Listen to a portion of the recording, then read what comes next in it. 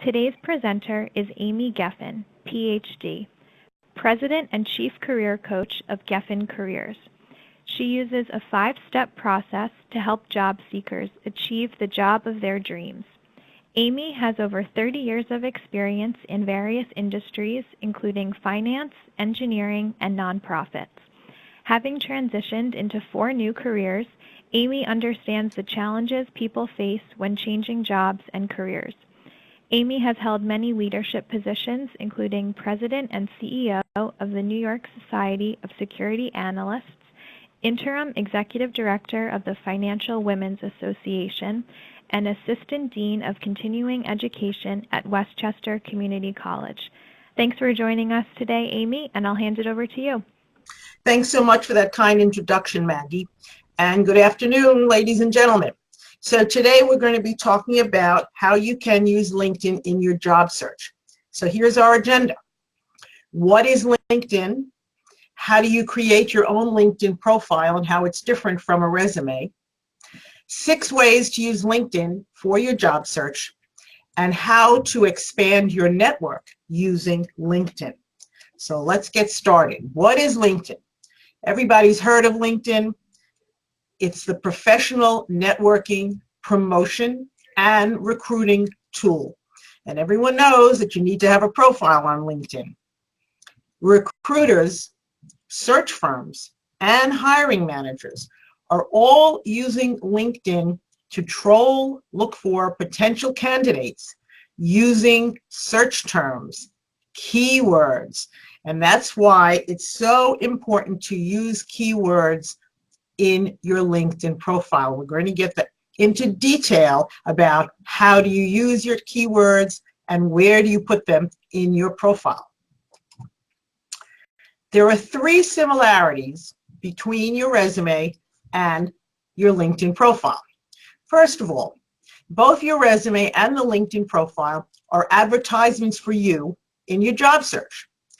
They're your personal brand. They brand you as an expert, a successful professional in your field. The second thing that your resume has in common with your LinkedIn profile is they both list your accomplishments, the results you've achieved, and your previous work history, including the names of the companies, your job titles, and the years that you worked. And the third similarity is they're both looked at by hiring managers, search firms, recruiters, and potential employers. But that is where the similarity ends. So there are 3 differences from your resume. The first is the tone. As you all know, a resume is a very formal document. It's written in the 3rd person. You never use I in your resume. LinkedIn is a much more personal way to present yourself, at least in the summary section, where you can use I. Second thing is, we don't use photographs on resumes, although if you go online and you look for resume templates, a number of them will have a photograph included. If you have no photo on LinkedIn, you may as well not exist. You're not believable. In order for you to be a real person on LinkedIn, you need a photograph. And the photograph needs to be professional, not a selfie. It needs to be professional, and you need to look professional in terms of your hair and your clothing. And the third thing is recommendations. Years ago, we used to put 3 references at the bottom of our resume, but we don't do that anymore. On the LinkedIn profile, however, you really need to have 3 references or recommendations from a former supervisor, a former colleague, a former subordinate. Now, we'll talk about the differences between the recommendations and the endorsements.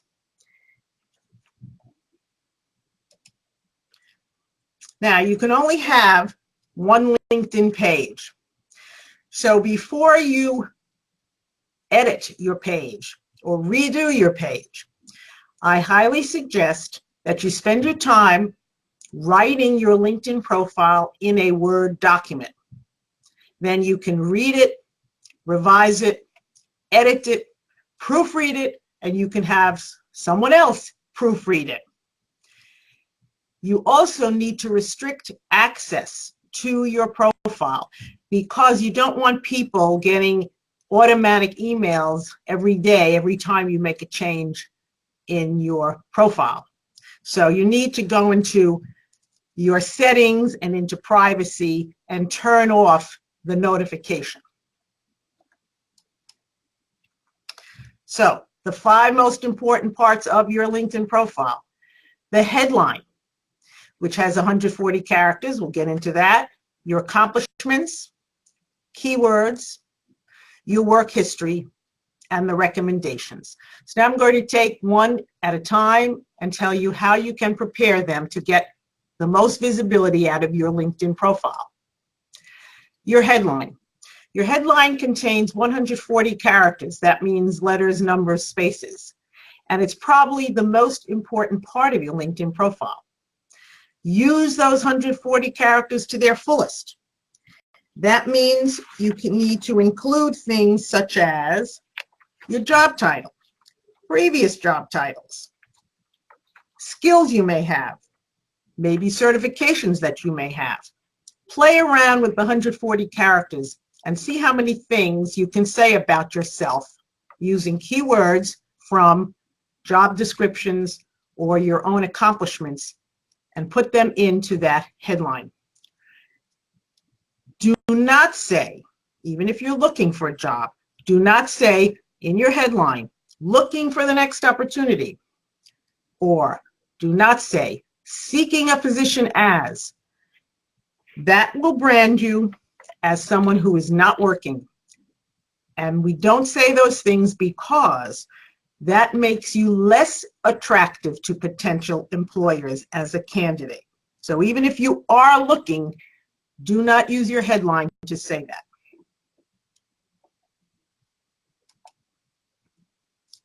Next part of the resume, of the profile, is your summary. And the summary needs to include your accomplishments in bulleted format.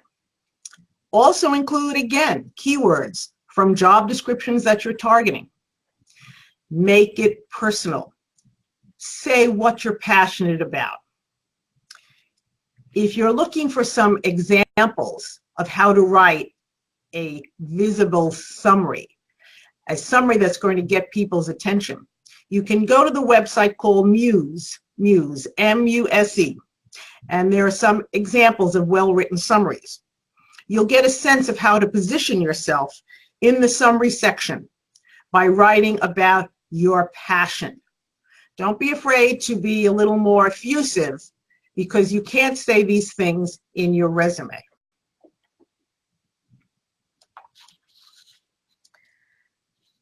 Now let's talk about your accomplishments. Why do we spend so much time on accomplishments? When I work with clients, whether they're with Get5 or my private clients, we spend a lot of time on their accomplishments. Why? Because you're going to be using accomplishments throughout your job search. You'll use them in your cover letter, in your pitch, in your resume, in your LinkedIn profile, and in your jobs, and you'll use the accomplishments during the interview process. So when we write accomplishments, we use the PAR approach. P stands for problem, A stands for action, and R stands for result. What was the problem you had to solve? What action or actions did you take? And what was the result? And wherever possible, you want to explain the result in terms of dollars, numbers, percentages, and quantities wherever you can. Not every job lends itself to quantifying. If it doesn't, then you can qualify. But if you can quantify, it's best to do so. So here are some examples of before and after in accomplishments. Successfully managed partnerships. Well, that's okay, but what does successful mean? You need to illustrate with an example. Here's the better way to say it. Managed events with over 25 industry associations and achieved a 60% increase in strategic partnerships. So it starts with a strong verb, it gives a number, it shows an increase. Let's look at the second example.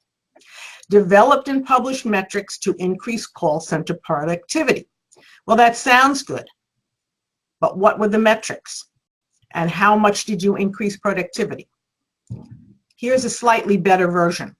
Developed metrics, which were posted daily. Within the first month, productivity increased 33%, and call length dropped 15%. Third example, led a team of 10 staff people to design a conference. Okay, so you designed the conference. What was the result? Here's a better way of expressing that. Led a team of 10 to design and implement the first India oil and gas conference, resulting in 150 attendees. Let's talk about keywords. Keywords must reflect your job target. If you're switching jobs or switching industries, then you need to become familiar with the language of your industry and the language of your job title. Use the keywords wherever you can in the headline, in the summary, and under each job in your work history. Remember that hiring managers, recruiters, HR people are searching by keywords on LinkedIn to find suitable candidates. And if you have the keywords that they're looking for, your name will pop up in their searches.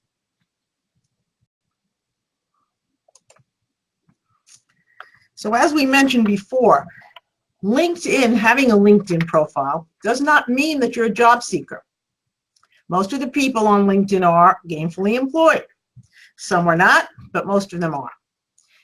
You don't say that you're looking, or that you're looking for the next opportunity, or that you're open for opportunities. Why? Because there is a bias against people who are unemployed and people who are actively looking. Many search firms are looking for people who are passive. They have a job, they're not actively looking. They would rather poach someone from another company than interview someone who is not working at the moment. They will find you. They will contact you, even if you don't say that you are looking for the next opportunity. If you do, then you kind of get the wrong kind of attention.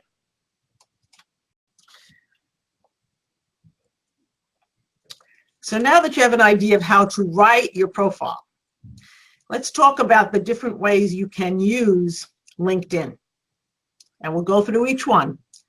You can get noticed by search firms and potential employers.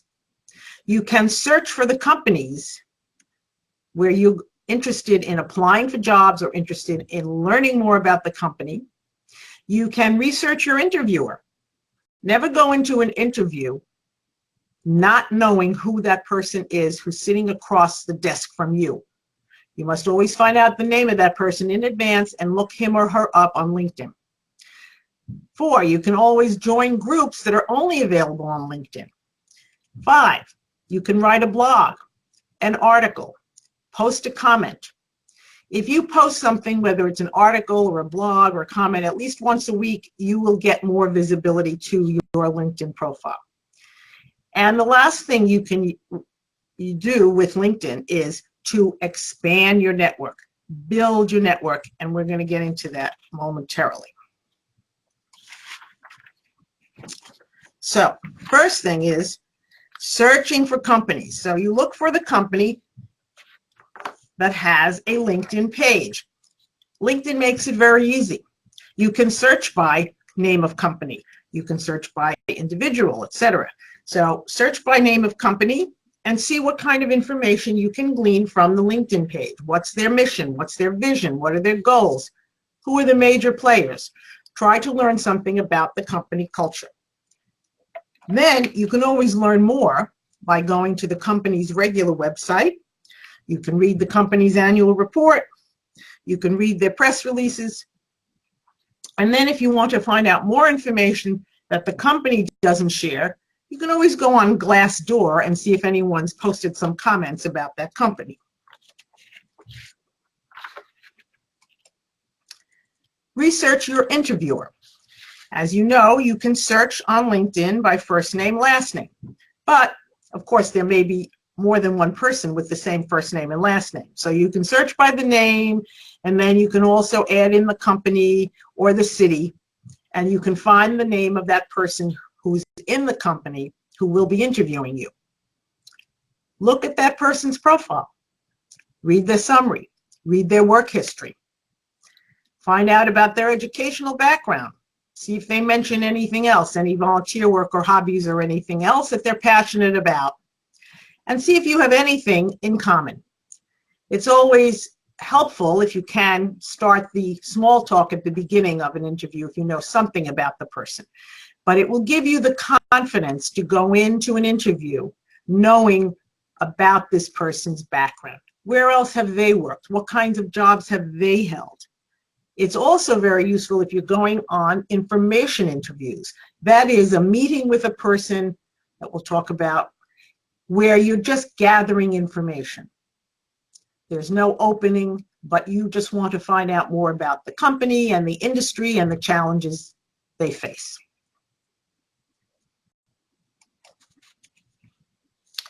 You can also use LinkedIn for joining groups. This is all about, once again, expanding your network, getting noticed. By joining a group and getting actively involved by posting comments, asking questions, answering questions, commenting on other people's answers, you put yourself out there and you become more visible on LinkedIn. And of course, you can always post a comment, write an article, write a blog. Once a week will definitely get you noticed. As a career coach, I'm always writing blogs. I write a blog once a week and I send it to my own clients, and then I post it on LinkedIn. It gets people to go to your website and to find out more about you.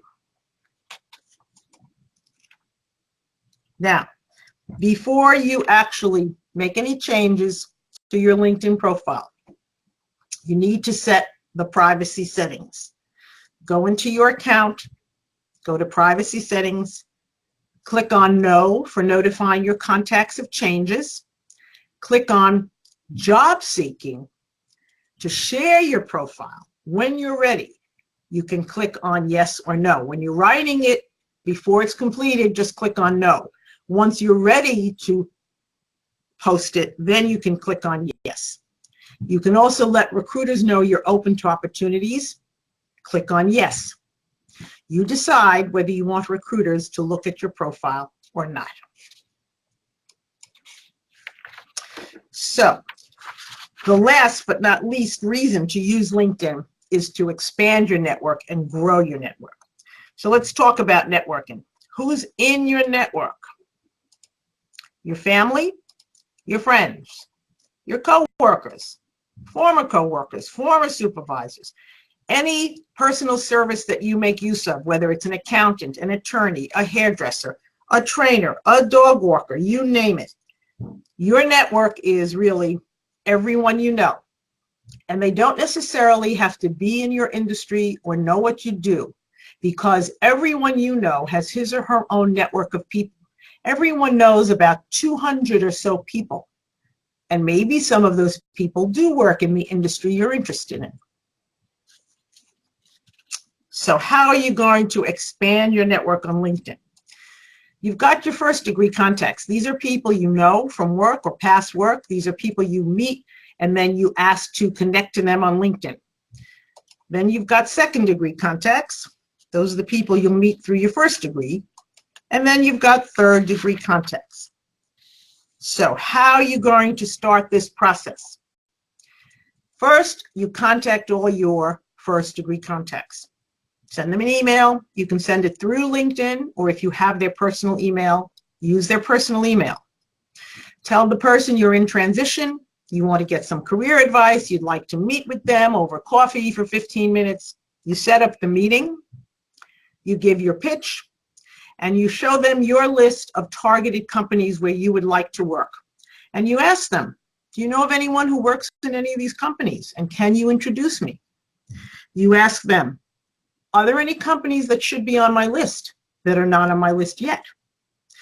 These are your first degree contacts. They should be willing to meet with you in person, by phone, and you can share with them your list of companies. Who are your second degree contacts? Now you can look up your first degree contacts in LinkedIn and you can see who they are connected with. You can ask them, your first degree contacts, to introduce you to their first degree contacts.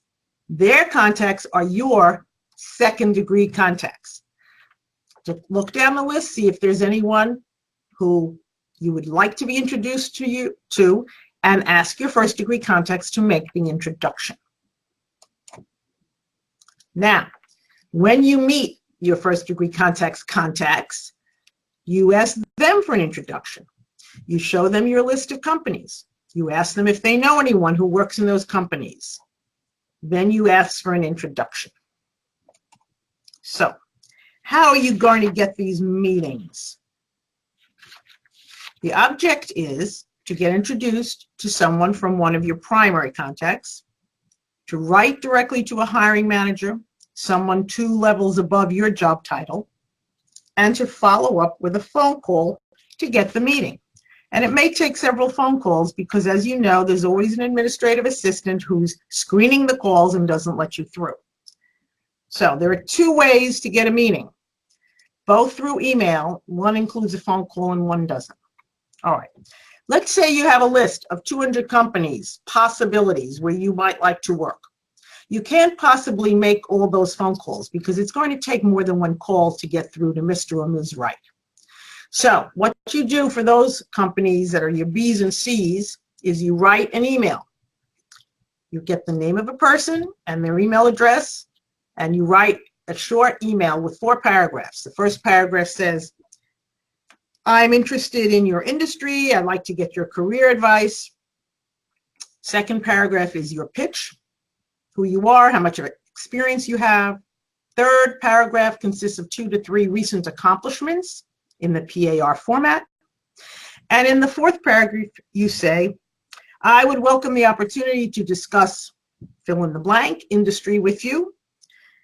Looking forward to hearing from you. This is going to be a mass email, not mass in the sense that it doesn't have a name on it. You will send this out individually to each person, but you're not going to ask, you're not going to tell them you're going to call, you're not asking for a meeting. So the second way is when you look at your list of companies and you have your A list. Your A list consists of the top 10 to 20 companies where you'd really like to work. Those are the companies that you're going to send an email to and follow up with a phone call. So you're going to write an email to a specific person 2 levels above you. The first paragraph, why are you writing? I'm very interested in your industry. I'd like to get your career advice. Second paragraph, you write your pitch. Third paragraph, some of my recent accomplishments include bullet 1, bullet 2, bullet 3. And in the last paragraph, you say, I'd like to meet with you for 15 minutes at a mutually agreeable time, and I shall call you in a day or 2 to set up a meeting. Then you have to call. Again, this email only goes to your A list of 10 to 20 companies because you will be able to make enough phone calls over a period of a couple of weeks to reach these people.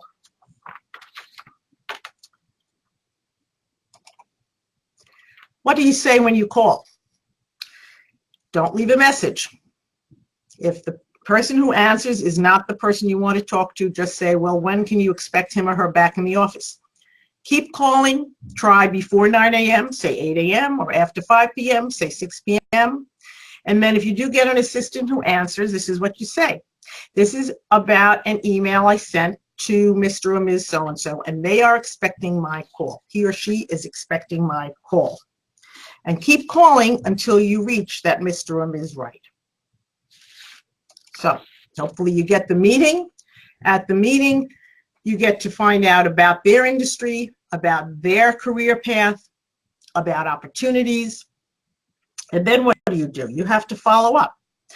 Every person you meet, whether it's through one of these meetings, through one of your contacts, at a networking event, at a social event, you must follow up with an email, and you must stay in touch with them. Every 4 to 6 weeks, you need to send an email saying you're thinking about them or you read an article that's appropriate. Keep building your network, keep relating to people, keep emailing people.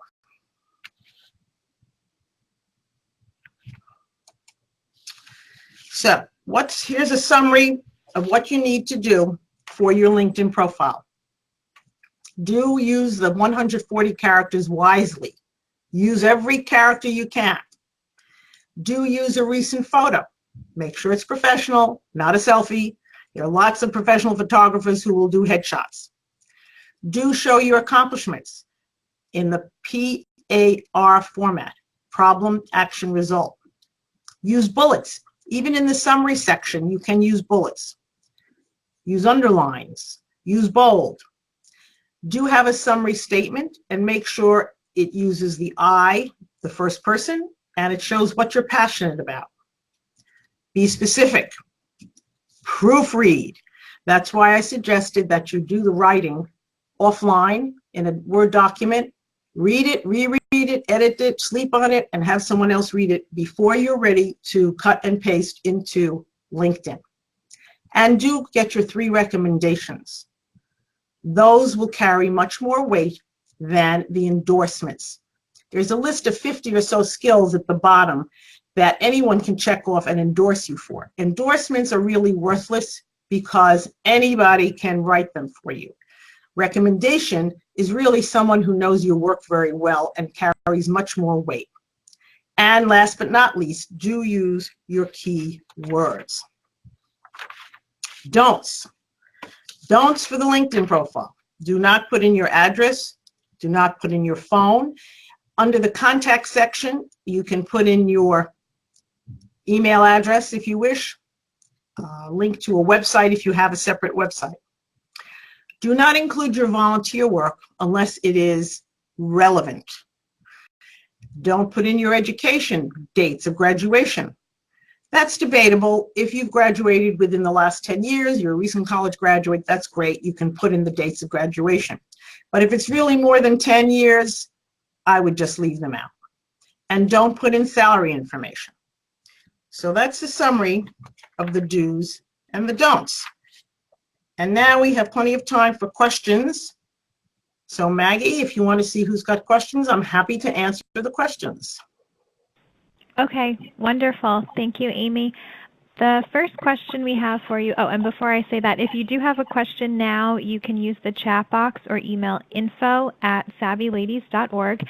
And one of the questions that came in during your presentation is asking, other than job ads, do you have any suggestion for finding the best keywords to use? Okay, so you should go to the website for your professional association. And your professional association will have resources and articles. And you can see what are the keywords in those articles and in those resources. You can also look at other people's resumes from other LinkedIn pages of people, not the job ads themselves, but look for titles in LinkedIn and look at the individual's profiles and see what words come up in those profiles.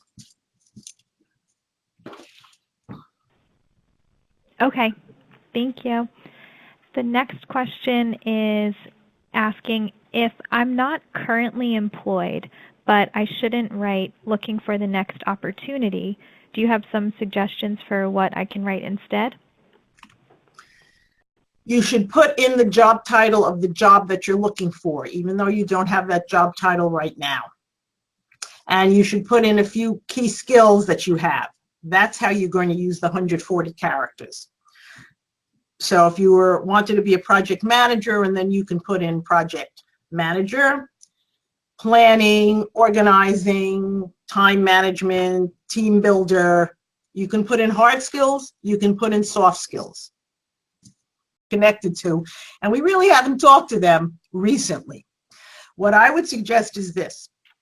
Start a conversation with the person through LinkedIn. Don't ask for a meeting yet. Say, hi, how have you been? This is what I'm working on. What are you working on? Let's see if we can meet for coffee or chat by phone. What you want to do is reconnect with this person and get them more familiar with you. They need to get to know you again before they're going to introduce you to someone else. So build that relationship over a few days, a few weeks before you ask them, say, hey, can you introduce me to so-and-so? Okay, good advice. Thank you. Another question is, when you go to events and you meet someone at just that event, do you suggest connecting with them on LinkedIn? Well, I know someone who connects to everybody on LinkedIn, no matter who she meets, and she's connected with 10,000 people. I don't know about that. What I would do is, if I meet someone at an event and I would like to get to know that person, the next step is to set up a coffee or tea or lunch before or after work. I still want to get to know that person. I find that when I go to these events, these networking events, I don't have time to really get to know someone very well. I may find out who they are, where they work, what they do, but I really don't know anything about them as a person. So once again, if you meet a few people at an event, follow up with them to see if they're willing to meet with you for a coffee or tea or lunch before or after work, and then get to know them, and then stay in touch with them. And then if you've had that coffee or tea or a 15-minute conversation on the phone, then you can say, I'd like to connect with you on LinkedIn. Okay, thanks. And this is the last question, Amy. It's asking, what if my current title and role are not really related to what I'm looking for next? How do I put myself in a position to be considered for a role that's outside of my current experience? Well, that takes a lot more than just redoing your LinkedIn page. You would need to do an assessment of your skills and see what skills are transferable to another arena. And you would have to show by illustrating some of your accomplishments that your accomplishments are relevant to this next role. Now, I don't know you, I don't know the role you had, and I don't know the role you're interested in. What I do with my clients is this. I do a full assessment of their past history, their past experience, their skills, their hard skills, their soft skills, what are their best accomplishments, what skills come out of that, and then we pinpoint, okay, if you don't want to do the same thing, what are some of the job titles that make sense for you given your skill set? So you can't write your LinkedIn profile until you figured all that out. Then the title you would put, or titles, would be the title that you're going for, as long as you've got skills that are transferable to that job title. Okay. All right. Well, thank you, Amy, for an excellent presentation, and I want to thank everyone for joining us today. And Amy, did you want to talk about what's on the screen here, small group Sure. coaching starting September 9th? Sure. Thank you for that opportunity. So as you know, I am a career coach and I work with people individually, and I also work with people in small groups. So starting September 9th, which is a Tuesday, I will start another small group, and I mean small, usually there's 4 to 6 people, haven't had more than 6 people. We meet once a week for 5 weeks for 2 hours, and we go through the 5-step process. I speak for maybe 30 minutes or so, and then we go around the room or the table and find out, where are you stuck? What are you doing this week? Who have you met with? Do you need help with your resume? Do you need help with interview skills? So we can talk about any of the steps each week, but I'm the one who's talking about a particular step. So it's the 5-step process: assessing, branding, connecting, differentiating, and enhancing. There are also online courses. If you are calling in from someplace way out of New York City and don't live near New York and can't come to these things, I have a series of 10 courses online at Teachable, geffencareersonline.teachable.com. And those courses not only include a voiceover PowerPoint, similar to what we talked about today, they also include checklists, templates, samples of cover letters, of resumes, of LinkedIn pages, with all sorts of activities to put you through the 5-step process in order for you to get your next job. So if you have any questions about that, feel free to ask the questions now, or you can contact me by email. Maggie? Okay, great. And for anyone that didn't have a chance to write it down, we'll be sending out Amy's contact information, so you can look for that soon. So if there aren't any more questions, I want to thank you again, Amy, and thanks to everyone for joining us. And we hope you'll be joining us again. Thanks, Maggie. Bye, everyone. Have a great afternoon. Thanks. Bye-bye.